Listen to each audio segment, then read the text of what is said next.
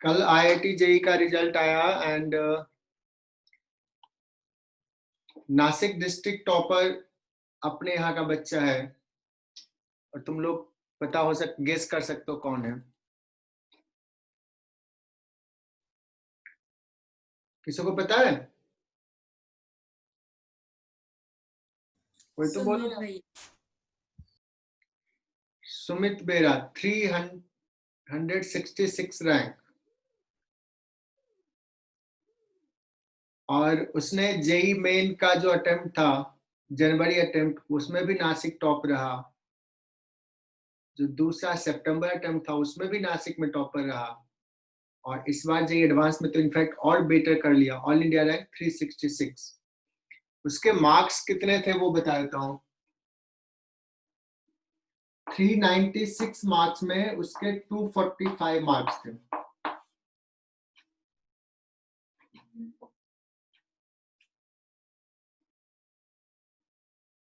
और इस बार का पेपर टफ था, इसलिए इस मार्क्स पे इतने अच्छे रैंक आ गए। सिर्फ सुमित बेरा नहीं, और भी बहुत सारे बच्चे हैं जो अब इस साल का रिजल्ट बहुत अच्छा रहा है। कुछ बच्चों ने थोड़ा सा गड़बड़ी किया, अदरवाइज वो भी अच्छा कर सकते थे। एक अजिंक्य करके है, उसका फिजिक्स मैथ बहुत अच्छा है, केमिस्ट्री में थोड़ा कम ध्यान दिया, उसका मार्क्स ओवरऑल अच्छा है, बट केमिस्ट्री में ही क्वालिफाई नहीं कर पाया वो, सब्जेक्ट कट ऑफ। तो ऐसे हम लोग ऐसे समझाते रहते थे केमिस्ट्री पढ़ लो, वैसा ही एक और बच्चा, 2-3 बच्चे ऐसे हुए जो केमिस्ट्री नहीं पढ़ते हैं तो केमिस्ट्री में क्वालिफाई नहीं किए। जबकि IIT जेई में अगर तुम्हें अच्छे रैंक चाहिए तो केमिस्ट्री में तो अच्छा मार्क्स होना ही चाहिए। रैंक बहुत अच्छा दिलाएगा केमिस्ट्री। अगर केमिस्ट्री में मार्क्स कम हो गए तो ओवरऑल रैंक सर्टेनली कम हो जाएगा। हमेशा केमिस्ट्री ज्यादा स्कोरिंग होता है। और इस साल एक शुभम था, जनरली वो टॉप 10 से बाहर था अपने बैच में जो जितने बच्चे थे, बट उसने इस बार केमिस्ट्री में बहुत अच्छा कर लिया, 72 मार्क्स केमिस्ट्री में लाया, और अभी उसका रैंक 3000 आ गया, 3127। तो इस साल का बहुत अच्छा रिजल्ट है बच्चों, और नेक्स्ट ईयर तुम लोगों से उम्मीद है, तुम लोगों से इनफैक्ट और अच्छी उम्मीद रखेंगे। मैं तो इस बार तुम लोगों को टारगेट देने वाला हूँ, कम से कम 2 बच्चे टॉप 500 में तो चाहिए नेक्स्ट ईयर। इस साल एक ही बच्चा आ पाया, नेक्स्ट ईयर 2 बच्चे मिनिमम। देखते हैं कौन सा 2 बच्चा आता है। तेजस तैयार हो? हाँ सर, बिल्कुल तैयार है। सो नेक्स्ट ईयर और अच्छा रैंक, और हम लोगों ने मेहनत किया, बच्चों ने काफी मेहनत किया, और नेक्स्ट ईयर हम लोग और मेहनत करने वाले हैं। तो ये रिजल्ट मुझे भी मोटिवेट कर रहा है और तुम्हें भी मोटिवेट करेगा। ठीक है, चलो। और डिटेल में रिजल्ट हम शेयर करेंगे, हर बच्चे का मार्क्स के साथ शेयर करेंगे, तो तुम्हें आइडिया लगेगा कि हाँ किस रैंक पे क्या, किस मार्क्स पे कितना रैंक आया है। और सुमित का मैंने पहले ही गेस कर दिया था, जिस दिन वो बताया कि 235 से 245 के बीच में है, तो मैंने सबके सामने कहा था 300 to 400 उसका रैंक रहेगा। और पारुल सिंह का 148 आया, 151 एक्सपेक्ट कर रहे थे, कुछ कहीं पे थोड़ा मिस्टेक हुआ, उसने जो मार्किंग दिया था, तो उसका मैंने गेस किया था अराउंड 3500 रैंक रहेगा, और इसके हालांकि 4800 रैंक आया, बिकॉज कुछ बोनस मार्क्स हो गए थे। एंड जितना बच्चों का गेस किया लगभग सबका ऑलमोस्ट सही रैंक रहा है। ठीक है, तो इस बार कम मार्क्स पे अच्छे रैंक आया है बिकॉज पेपर टफ था। और कहने के लिए लोग ऐसे रफली बोल देते हैं कि और 10 इयर्स का टफ पेपर था। फिजिक्स में तो मैं कहूंगा कि 10 इयर्स नहीं, अबाउट 20 इयर्स एंड सो लगभग पेपर कह सकते हैं टफ था, बिकॉज एक पेपर था टफ था 2016 में, उसके पहले किसी ईयर में 2008, 9, 10 ऐसा कुछ नहीं था। 6 भी आसान था, 7 भी ऐसे आसान था। ये सब में मुझे लगता है कि थोड़ा सा स्कोर करना मुश्किल था इस साल के पेपर। और जो एक्सपेक्ट कर रहे थे लोग, कभी कभी कुछ लोग ऐसे बोलते थे कि लॉकडाउन है तो पेपर आईआईटी क्या करेगा, थोड़ा आसान सेट करेगा, और उसका उल्टा हो गया। तो आईआईटी को प्रेडिक्ट कर नहीं पाओगे तुम लोग कि क्या करने वाला है, कैसा होगा। और एक आध साल अगर थोड़ा सा इजी पूछा तो नेक्स्ट ईयर तो अच्छा पूछ ही लेता है। एनीवे बच्चों, चलो हम लोग न्यू एनर्जी के साथ तैयारी करेंगे। और तुम लोगों का जब भी हो, थोड़ा लेट तो होगा शायद नेक्स्ट ईयर, बहुत अच्छा रिजल्ट तुम लोगों से भी एक्सपेक्टेड होगा। तो लास्ट में हम लोग क्या डिस्कस कर रहे थे, किसी को याद है?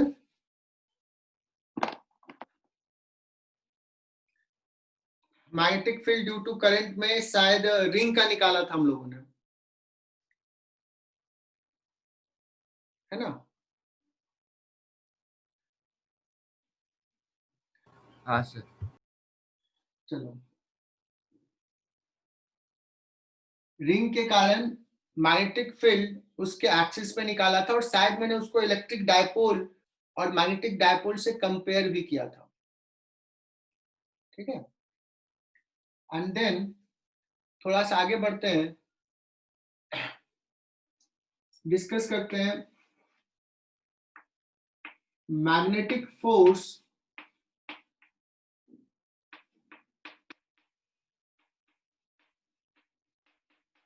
Between two wire carrying current.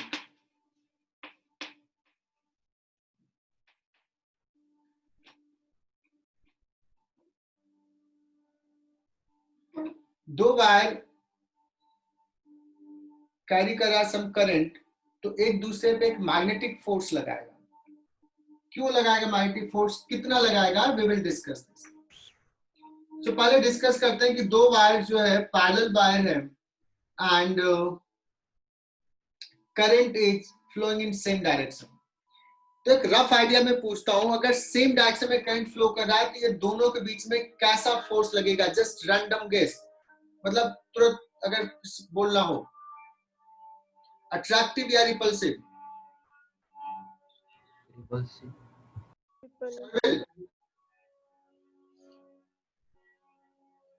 जितना थ्योरी अब तक पढ़ा है, ऐसे जितने भी फिजिक्स में, it's not magnetism, same direction में करंट फ्लो कर रहा है, तो क्या होना चाहिए फोर्स? जो सबसे पहले माइंड में आएगा क्या होगा ऋतुजीत? रिपल्सिव उसने कहा, बहुत बढ़िया। लगता है कि सेम चीज है, सिमिलर चीज है, तो सिमिलर में रिपेल होता है, पॉजिटिव पॉजिटिव चार्ज रिपेल करता है, नेगेटिव नेगेटिव चार्ज रिपेल करता है ना? लेकिन बच्चों यहाँ पे ना उल्टा होगा। सोच के देखो कि रिपल्सिव होगा या अट्रैक्टिव होगा। हमने रैंडम गेस किया तो हमें लगा कि नेचर के अकॉर्डिंगली सिमिलर चीजों में रिपेल होता है। देखते हैं, इसके कारण यहाँ पे मैग्नेटिक फील्ड निकालते हैं। ये वायर मैग्नेटिक फील्ड क्रिएट करेगा, किधर करेगा क्रिएट? आइडियल क्रॉस आर, यहां पे इनटू द प्लेन। बी निकल गया। अब इस वायर पे ये मैग्नेटिक फील्ड कैसा फोर्स लगा रहा है?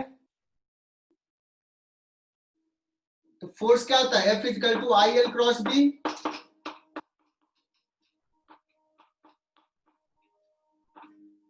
सो आई एल इधर हो गया, बी इधर हो गया, फोर्स किधर हो गया? इस डायरेक्शन में हो गया फोर्स। मतलब पैरेलल वायर है, सेम डायरेक्शन में करंट फ्लो कर रहा है, सो अट्रैक्टिव फोर्स लगेगा। सो हम केस स्पेशल केस ले रहे हैं कि there are two infinite wire, parallel wire placed at distance d, इसमें करंट सपोज I1, इसमें current I2, force applied by one wire है ना, on other wire। चूंकि ये इनफाइनाइट है तो पूरा फोर्स भी इनफाइनाइट हो जाएगा, तो हम लोग लिखाते हैं on unit length, another wire of unit length, per unit length force निकालना, फोर्स पर यूनिट लेंथ। तो इसके कारण पहले बी लिख लेते हैं, बी हो जाएगा mu naught I1 upon 2 pi D. तो हो जाएगा फोर्स इज इक्वल टू, इस पे करंट I2, यूनिट L लेंगे तो यूनिट लेंगे I2 into 1 into B, ILB। Direction तो हमने देख लिया, सो जाएगा mu naught I1 I2 upon 2 pi D. मुझे नहीं लगता है किसी को इसमें डाउट होगा।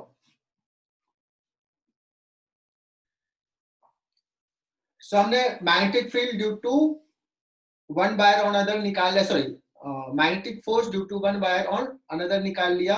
अट्रैक्टिव होगा या रिपल्सिव होगा ये तुमने देख लिया, ठीक है। पैरेलल है, सेम डायरेक्शन में है तो अट्रैक्टिव, अपोजिट डायरेक्शन में है तो रिपल्सिव। और ये ऐसे एक्सपेरिमेंट तुम जनरली कर सकते हो कि अगर क्या करो, एक वायर ऐसे ले लो, ठीक है, और यहाँ पे एक बैटरी लगा दो और स्मूथ सरफेस पर रख दो फ्रीली और स्विच ऑन करो। तुम ऐसा एक्सपेरिमेंट कर सकते हो कि स्विच ऑन किया तो देन क्या होगा इसमें, बताओ कैसा फोर्स लगना चाहिए। ये अगर वायर ऐसे गया, ये सर्किट ऐसे कंप्लीट है, इधर आएगा वायर, तो ये अपोजिट डायरेक्शन में, सो रिपल्सिव फोर्स लगेगा, ये दूर चला जाएगा।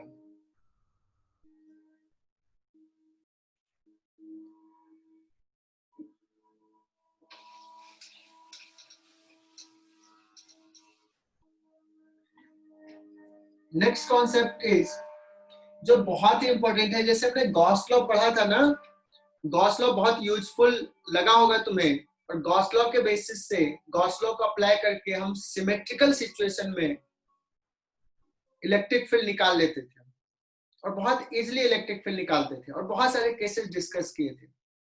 लाइन चार्ज, पॉइंट चार्ज, फिर लाइन चार्ज, फिर charge distributed on a plane, है ना, charge spherical distribution, hollow sphere, solid sphere, ये सारे केसेस डिस्कस किए थे गॉस लॉ से, बहुत इजीली निकलता था। ऐसा ही सिमिलर टाइप का कॉन्सेप्ट है यहाँ पे एम्पियर्स लॉ। तो लिखो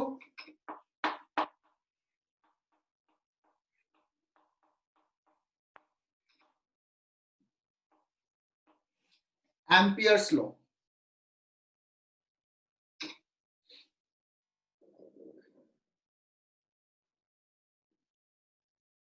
जो वहां पे चार्ज होता था, यहाँ पे करंट होगा।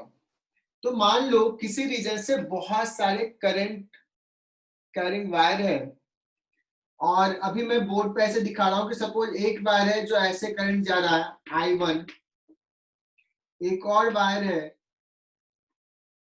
सपोज करंट यहाँ पे बाहर जा रहा है, let's this is I2, I3, कहीं पे I4 है, कहीं पे I5 है, बहुत सारे ऐसे करंट कैरिंग वायर सिस्टम है। Ampere's law tells that if we take a loop,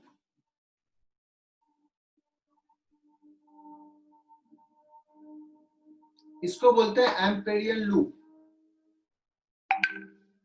close loop. If we take a close loop और यहाँ पे इस लूप के लॉन्ग चलते हैं और लाइन इंटीग्रल निकालते हैं मैग्नेटिक फील्ड का, that is B dot dl।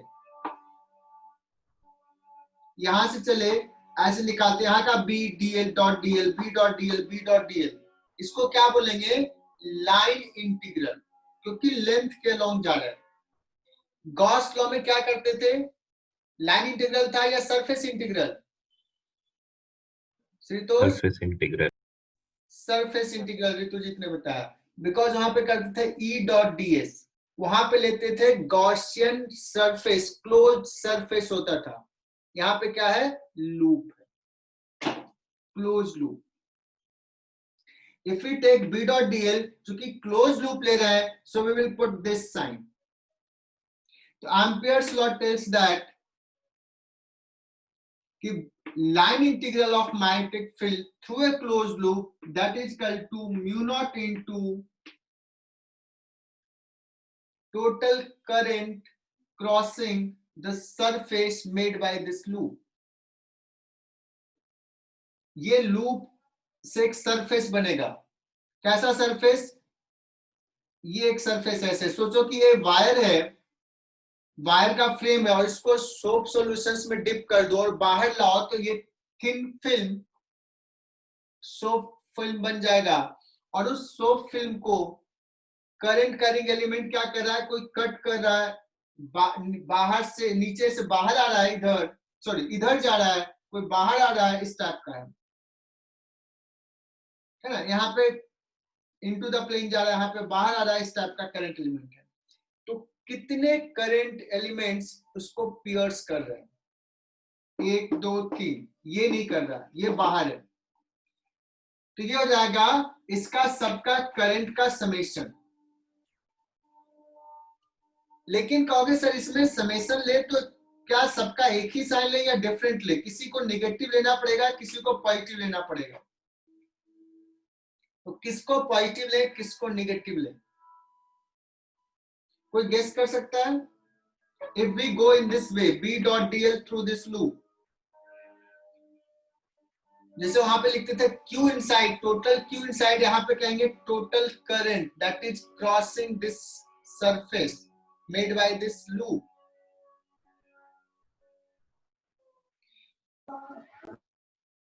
तो यहाँ पे I टोटल लिख देता हूं, algebraic summation, algebraic summation of all current piercing, piercing का स्पेलिंग गड़बड़ लिखा है क्या, PIE होगा, piercing area attached to the loop।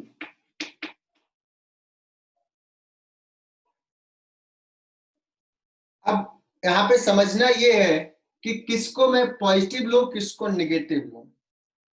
तो मैं समझाता हूं, सारे बच्चे ध्यान सुनना, ये ध्यान नहीं देते हैं बच्चे। If we are going in this way, कैसे ले रहे हैं, कैसे बी डॉट डीएल किस सेंस में ले रहे हैं, तो अगर ऐसे जा रहे हो तो ये डायरेक्शंस को पॉजिटिव लेंगे और इस डायरेक्शंस को negative. If we go B dot dl like this, तो इनटू द प्लेन को हम पॉजिटिव लेंगे। अभी देखो मैंने एरो कैसे बनाया, ऐसा बनाया है। सो इसके अकॉर्डिंगली ये कितना हो जाएगा, म्यू नॉट, ये डायरेक्शन में करंट पॉजिटिव है तो हो जाएगा -I1 plus I3 plus I5,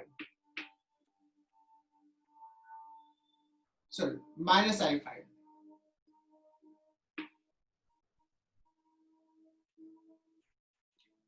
क्या किसी को दिक्कत इस स्टेटमेंट में?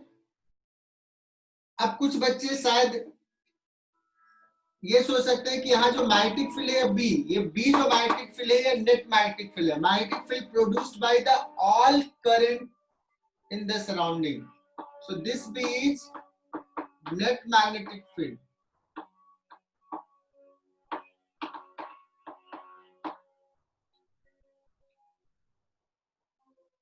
Am I right बच्चों? यहां तक मैग्नेटिक फील्ड में ये सब का भी कंट्रीब्यूशन है, बट जो फाइनल रिजल्ट आएगा वो सिर्फ इनसाइड वाले आएंगे। इसको नोट डाउन कर लो, लिख लो। सो अभी जो एम्पियर्स लॉ हमने पढ़ाया, अभी मैंने बताया कि this Ampere's law is valid for any kind of distribution of current. ये चीज हम लिखेंगे। लेकिन हमारे लिए यूजफुल कब होगा? यूजफुल का मतलब हम उससे कब हम किसी पॉइंट पे मैग्नेटिक फील्ड निकालने में कैपेबल होंगे, अगर सिमेट्री होगा तो। ठीक है, तो जैसे गॉस लॉ में किया था वैसा ही यहाँ पे, और कहा कि ये हालांकि स्पेशल केस है ये एम्पियर्स लॉ का, इसका करेक्शन है कुछ जो बाद में मैक्सवेल नाम के एक साइंटिस्ट ने करेक्ट किए हैं, जो हम इलेक्ट्रोमैग्नेटिक वेव चैप्टर में पढ़ेंगे, which is only in JEE Main syllabus, not in JEE advance syllabus. तो अभी जो मैं पोर्शंस पढ़ा रहा हूँ वो जेई एडवांस वाला पोर्शन पढ़ा रहा हूँ, है ना। और ऋतुजीत ने उसमें बताया कि सर वो डिस्प्लेसमेंट करंट का कॉन्सेप्ट है, एकदम सही बताया। तो हम अब क्या करते हैं, आ जाते हैं directly application of Ampere's law. तो आज यही चलेगा, और सारे बच्चे एकदम ध्यान से देखना, क्योंकि गॉस लॉ जैसा था वैसा ही यहाँ पे भी है, यहाँ भी वैसा ही है। ठीक है, तो लिखो पहला, first, find magnetic field due to straight wire of infinite length, जो ऑलरेडी हम जानते हैं, बट एम्पियर्स लॉ से निकालते हैं। Magnetic field due to straight wire of infinite length। बच्चों मैंने इसको ऐसे दिखाता हूं, लेट्स की ऐसा है, करंट ऐसा है, ऐसे जा रहा है, current is perpendicular to board plane,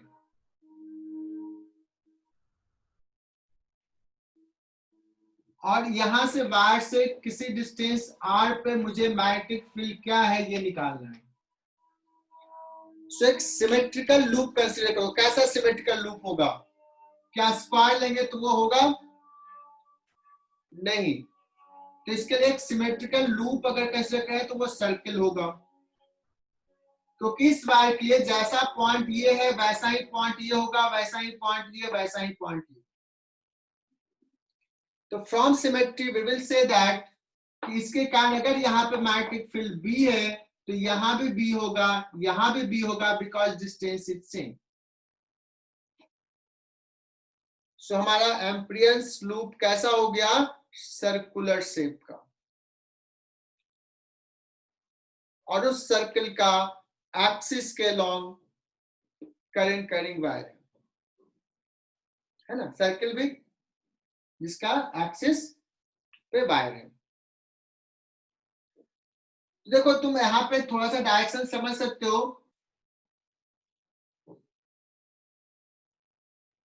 कि चलो मैं क्या करता हूं, बी डॉट डीएल लेता हूं, तो मैं कोई भी डायरेक्शन में मूव करता हूं, तो मैं अपने मन से मान लेता हूं कि लेट्स बी इधर है, मुझे पता नहीं कि सही लिया कि गलत लिया, और सिमेट्रिस कहेंगे कि जो भी होगा बी टेंजेंशियल होगा। मैंने मान लिया इधर है, नहीं पता कि हमने सही माना इधर है कि इधर है। ठीक है, अब क्या करो, बी डॉट डीएल ऐसे चलो, तो अगर ऐसे चलते हैं बी डॉट डीएल लेते हैं तो क्या हो जाएगा, बी डॉट डीएल का integration that is equal to mu naught. अब बच्चों देखना, अगर हमने ऐसे लिया है current, sorry B dot dl ऐसे चल रहे हैं तो ये डायरेक्शन पॉजिटिव हो जाएगा, तो करंट इस केस में क्या लूं, हमारे सेंस के अकॉर्डिंगली माइनस लेंगे, माइनस आई।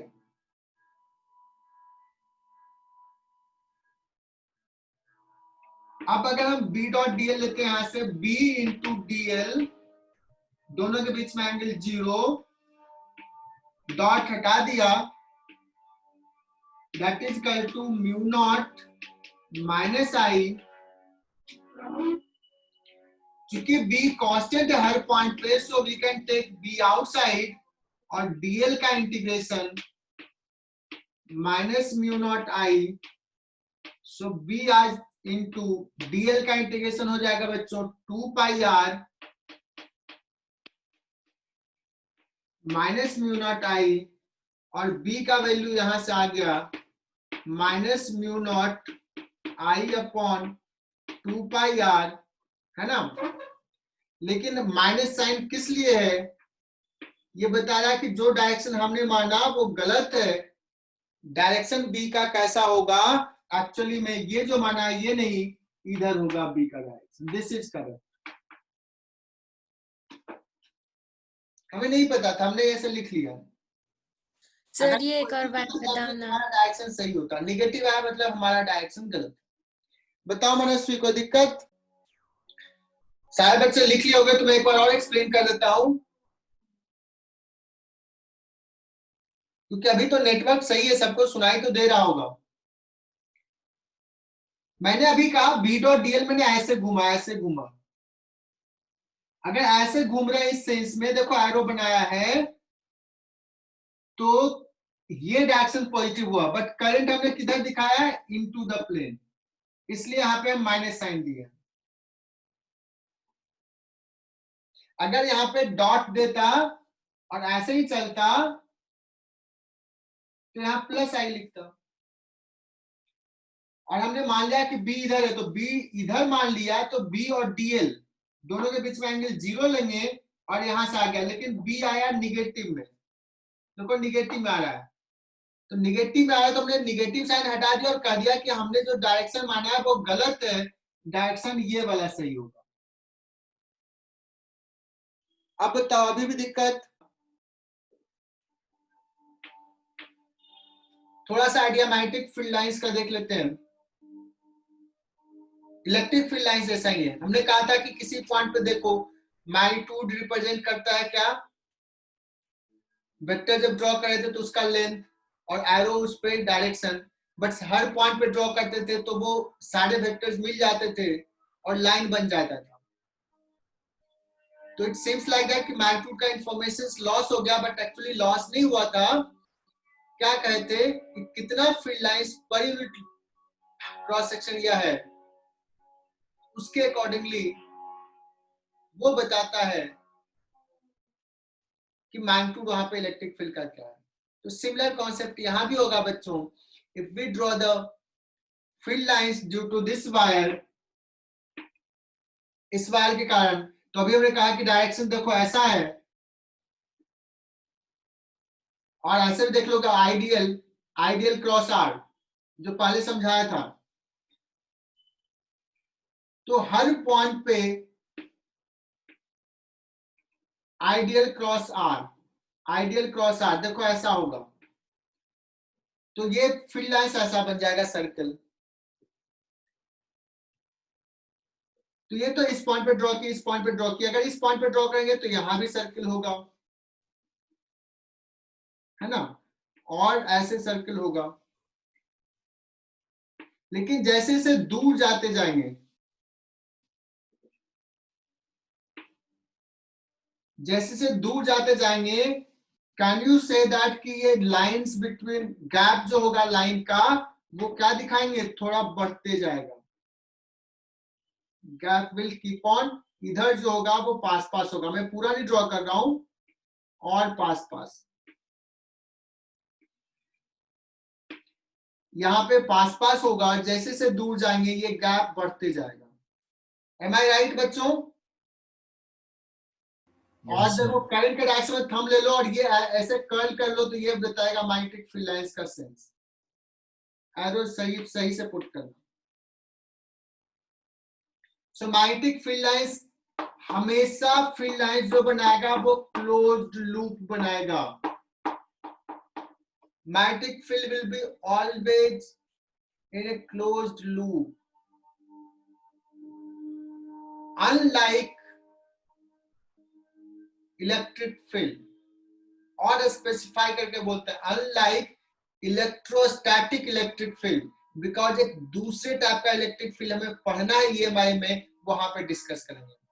तो magnetic field lines always makes closed loop unlike electrostatic electric field.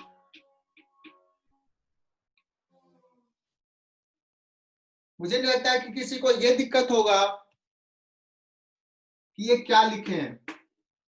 Electrostatic electric field lines never makes close loop, magnetic field lines always makes close loop.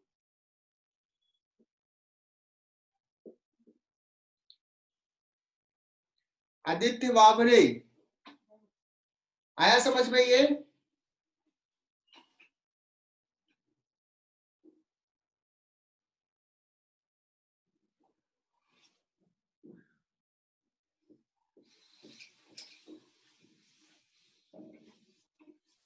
Magnetic field lines पे और भी आएंगे, आगे बढ़ते हैं।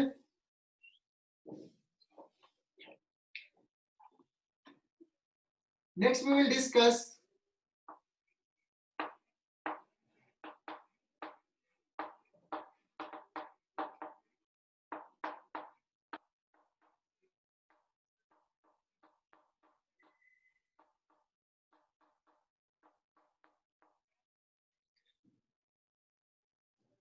Next is magnetic field due to hollow cylinder. कैसा है देखना,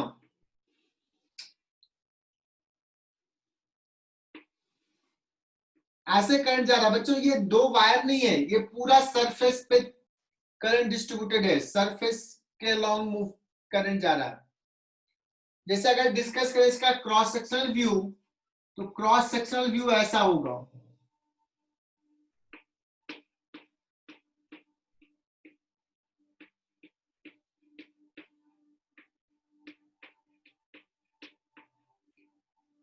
ये cross sectional view of hollow cylinder है।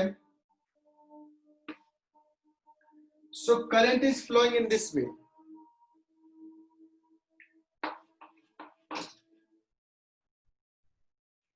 ठीक है,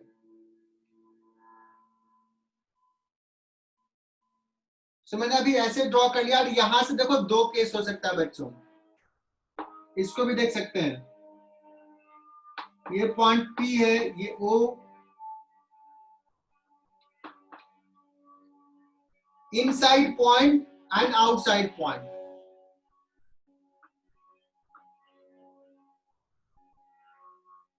मान लो ये पॉइंट M है, so this is outside point.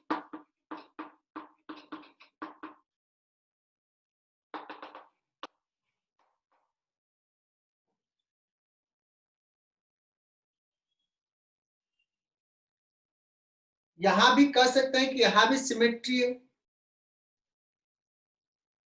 अगर मुझे आउटसाइड पॉइंट पे निकालना है, so what will be consider, एक ऐसे एम्पियर लूप लेंगे।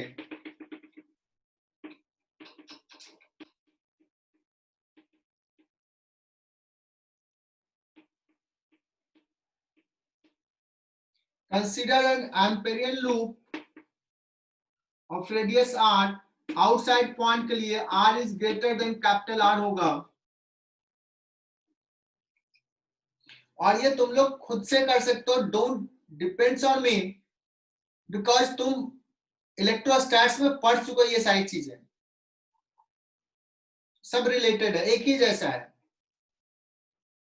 बच्चों। बी डॉट डी एल ऐसे करते गए, ऐसे करते गए, ये सारे पॉइंट इसके एक्सिस से सेम डिस्टेंस पे हैं। तो इस एम्पेरियन लूप का हर पॉइंट पे मैग्नेटिक फील्ड सेम मैग्नीट्यूड का होगा, डायरेक्शंस तो टेंजेंशियल होगा।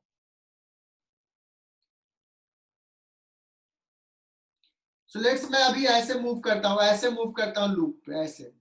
अगर ऐसे मूव किया तो ये डायरेक्शंस को पॉजिटिव डायरेक्शन ले लेते हैं, और बी भी इधर मान लेते हैं, या यहां पे लो तो ऐसा रहेगा। ऐसे मूव कर रहा हूं, तो B dot D L mu not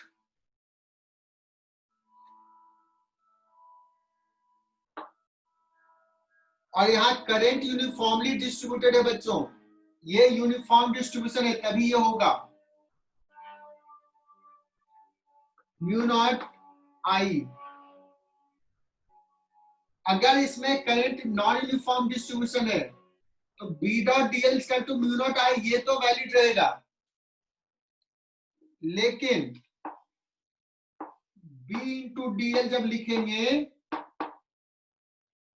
यहां से यहां नहीं लिख पाएंगे और हर पॉइंट पे बी नहीं रहेगा, अलग अलग पॉइंट पे अलग हो जाएगा अगर ये करंट यूनिफॉर्मली डिस्ट्रीब्यूटेड नहीं हुआ तो। बट मैं केस डिस्कस कर रहा हूं। हॉलो सिलेंडर, करंट इज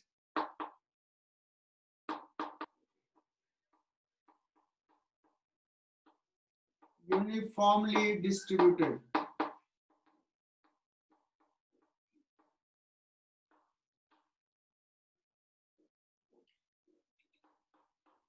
मनस्वी दिक्कत हो रहा है तो बताना, यहाँ पे कहाँ दिक्कत हो रहा है, तुमने पूछा था। बी टेंजेंशियल होगा, सिमेट्री से देखा, और डीएल तो इधर जा रहे हैं, दोनों के बीच में एंगल 0 डिग्री, cos 0 1। अब बी को बाहर ले लेंगे, हर पॉइंट पे बी सेम है, डीएल का इंटीग्रेशन, डीएल वेक्टर नहीं, डीएल वेक्टर होता तो इंटीग्रेशन 0 होता, और यहां से बी वेक्टर को बाहर नहीं निकाल सकते हैं। Why we cannot take b vector outside of this integration? किससे मैं पूछूं? करण भाई, यहां से b वेक्टर को हम बाहर ले सकते थे क्या? क्या इस एक्सप्रेशन को मैं ऐसे लिख सकता था, b डॉट डीएल का इंटीग्रेशन? क्या लिख सकता था ऐसा?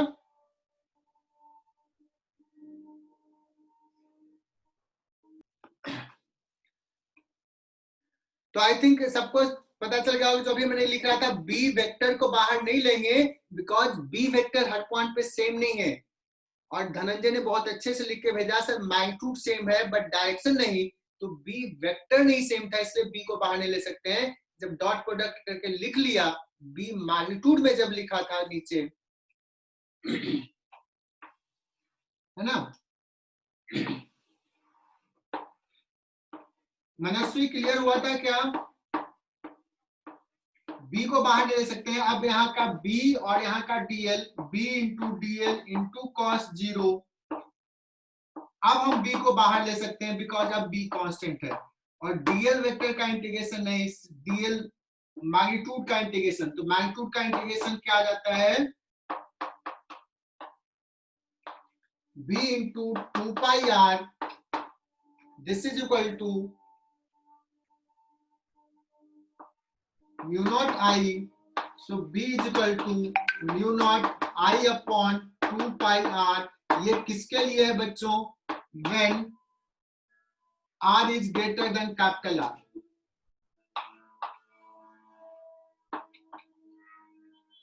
क्या यहां तक क्लियर, ये कॉन्सेप्ट क्लियर सबको? किसी को दिक्कत इसमें? क्लियर है सर। अगर मैं पूछूं कि नहीं बताओ इनसाइड पॉइंट पे क्या होगा, फॉर इनसाइड पॉइंट, अगर सर इनसाइड पॉइंट पे क्या करेंगे, बी डॉट डीएल लेंगे, बी डॉट डीएल का integration that is equal to mu naught I. But इस लूप से कोई करंट पास ही नहीं कर रहा है, करंट एलिमेंट जो भी है उस लूप के बाहर है, तो क्या आ जाएगा, बी डॉट डीएल का integration that is equal to mu naught into 0। Dl जब करेंगे तो डीएल का समेशन तो 0 नहीं होगा, तो only option is B will be 0। Am I correct बच्चों? सो इनसाइड पॉइंट पे 0, आउटसाइड पॉइंट पे 1 बाई आर के प्रोपोर्शनल है। मैं मिटा रहा हूं यहां पे। If we draw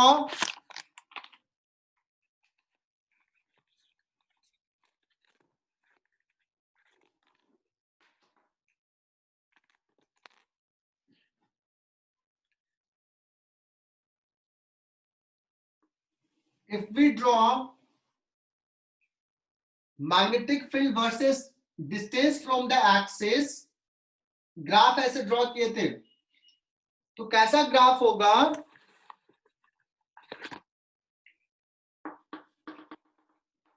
up to r magnetic field 0 and after that just r के बाहर ये करंट था, ये हमारा वायर जिससे करंट जा रहा था, इसके बाद हो जाएगा 1/r के प्रोपोर्शनल।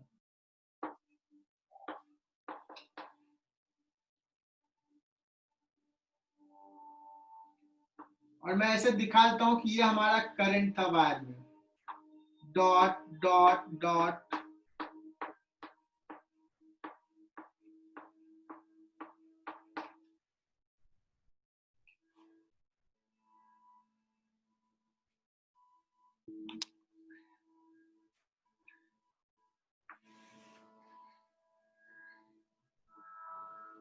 नेक्स्ट हम लोग डिस्कस करेंगे solid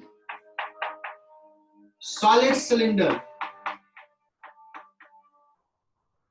That means current is distributed uniformly over the cross section area.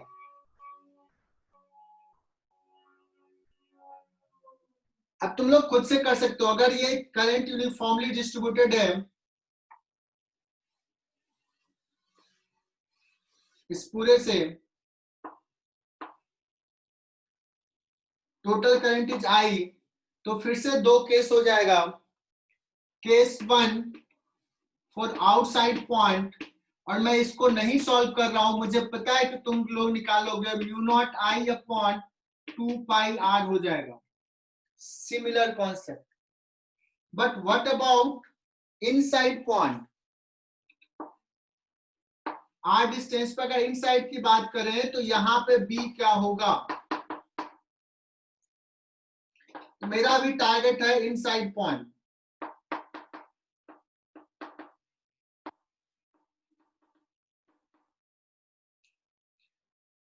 So consider this Amperian loop. B dot dl that is equal to mu naught into I inside. Inside का मतलब loop के inside से कितना current cross कर रहा है।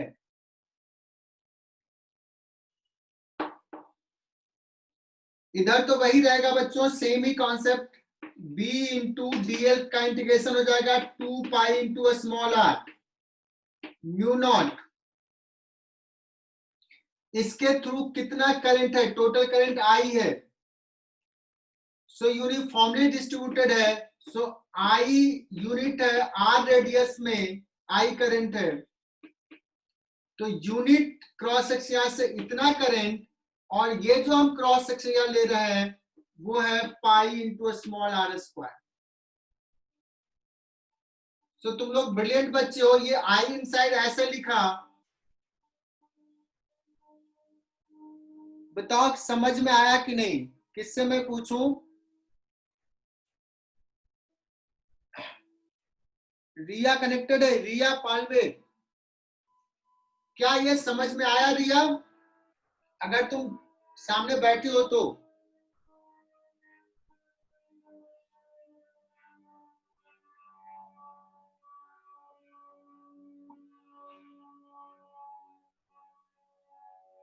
Yes, रिया ने बताया कि समझ में आ गया। और किससे पूछूं? नीरज, नीरज भाई कोई दिक्कत है इसमें? आई इनसाइड कैसे लिखा?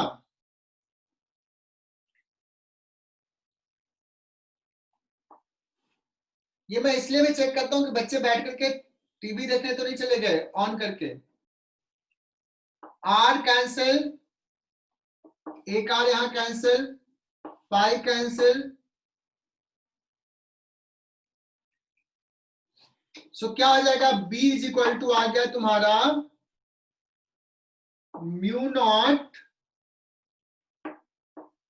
आई अपॉन 2π कैपिटल आर स्क्वायर, और यहां पे स्मॉल आर। मनस्वी क्लियर हुआ क्या? ये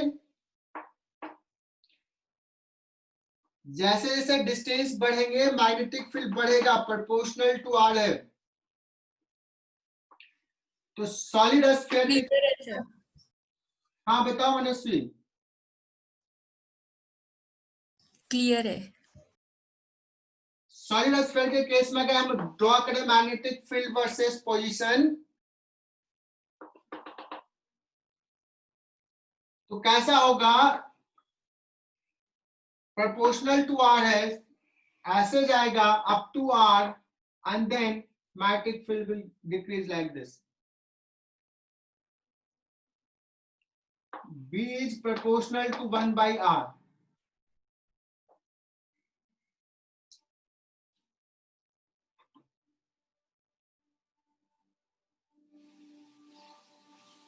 सर आप मत।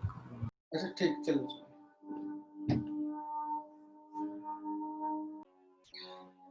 बच्चों, हम लोग सॉलिड के लिए डिस्कस कर लिया, हॉलो के लिए इसके पहले डिस्कस कर लिया। मतलब सवाल लेते हैं, कोई सवाल ऐसे दे दिया है कि current is not uniformly distributed, मतलब करंट डेंसिटी कांस्टेंट नहीं है। और लेट्स करंट डेंसिटी को जे से डिनोट करते हैं। Current density is J naught into 1 plus R by R. ऐसा है for R less than capital R और that is equal to 0 for R greater than capital R. So current capital R radius तक में इस density से flow कर रहा है, उसके आगे करंट नहीं है। और इस केस में अगर पूछ दिया जाए what is current eight outside point at distance x greater than r, दे देता हूं।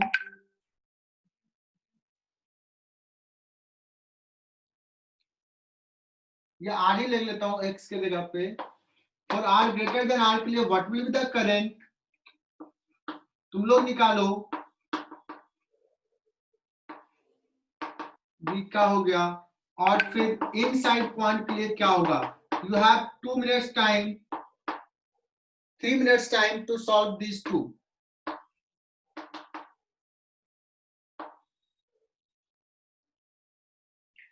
v dot DL mu naught I, लेकिन ये i क्या होगा इसके लिए? बाकी तो वही रहेगा b into 2 pi r, dl का इंटीग्रेशन 2 पाई आर। ये i निकालना मेरा मेन टारगेट है, बिकॉज टोटल i तो दिया नहीं है, इस सिलेंडर से कितना करंट फ्लो कर रहा है। सो फॉर i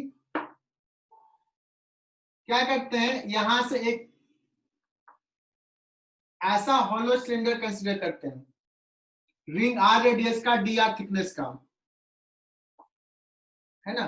तो उस रिंग से इस एरिया से कितना करंट पास कर रहा है, बिकॉज करंट डेंसिटी आर पे डिपेंड कर रहा है।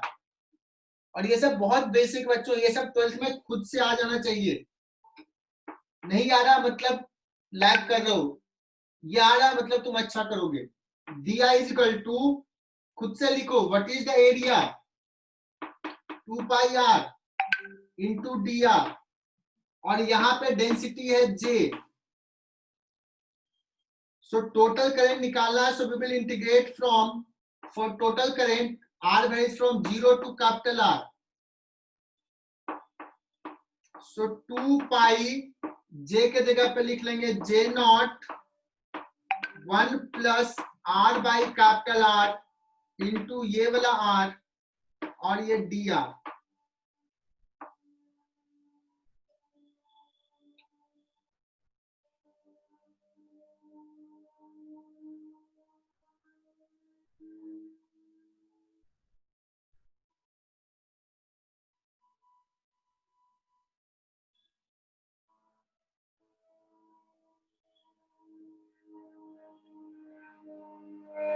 Clear?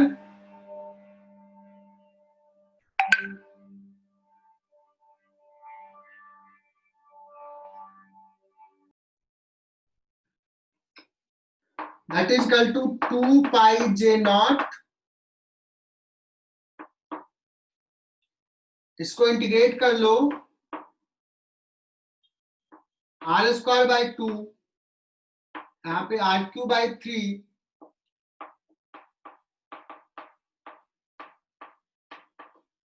Limit 0 to capital R. I जैसे ही निकल गया ये वैल्यू पुट कर दोगे आ जाएगा। और जब हम इस इनर पॉइंट के लिए बात करेंगे तो यही इंटीग्रेशन का लिमिट 0 से स्मॉल आर हो जाएगा।